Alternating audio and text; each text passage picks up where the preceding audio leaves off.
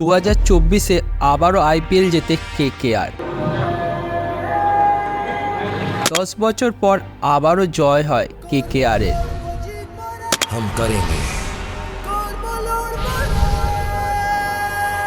কেকেআরের নতুন ক্যাপ্টেন কে হচ্ছে? শ্রেয়াস আয়ার তো কেটে গেল। কেকেআরের 2024-এ আইপিএল জেতার ইতিহাস।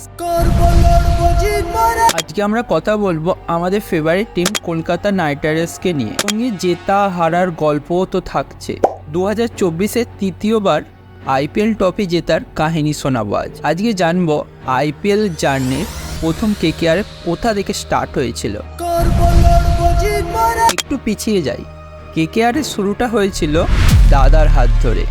প্রথম দিকটা বেশ টাফ ছিল, কিন্তু 2011-তে গৌতম গম্ভীর এসে দলটাকে একেবারে বদলে দিয়েছিল। 2012 এবং 2014 দুইবার ট্রফি নিয়ে এসেছিল কেকেআর। এরপর আবার কিছুটা সময় খারাপ গেলেও 2024-এ আবারও ট্রফি নিয়ে আসে কেকেআর শ্রেয়াস আয়ারের নেতৃত্বে। তবে এখানে মাস্টার মাইন্ড ছিল কিন্তু অন্য কেউ। ওয়েট 2024-এ কেকেআরের জয় আর শ্রেয়াস আয়ারের ক্যাপ্টেন্সি। এবার দেখবো কাদের জন্য জয় সম্ভব হয়েছিল। 2024-এর ক্যাপ্টেন শ্রেয়াস আয়ার প্রতিটা ম্যাচ কুল মাইন্ডে খেলেছিল এবং একের পর এক দলকে হারিয়ে ম্যাচ জিতেছিল। কেকেআরের জেতার পেছনে যেই দুজন নায়কের নাম না বললেই নয়, আন্দ্রে রাসেল এবং সুনীল নারিন, এ দুজনকার অবদান কম ছিল না। রাসেল এক তো প্রত্যেক বলে বলে ছক্কা মারে, আর বোলারদের তো কোনো মান সম্মান নিয়ে খেলা করে, সঙ্গে কেরিয়ারটাও ডোবায়।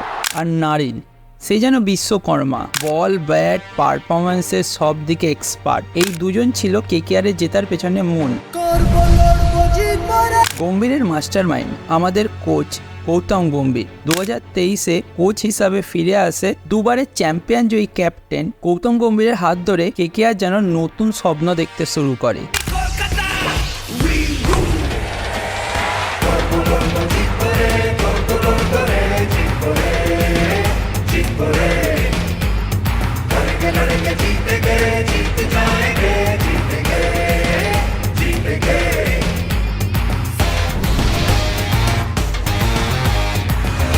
তবে কেকেআর আবারও প্রমাণ করে 2024-এ। তবে তাদের মূল মন্ত্র একটাই ছিল,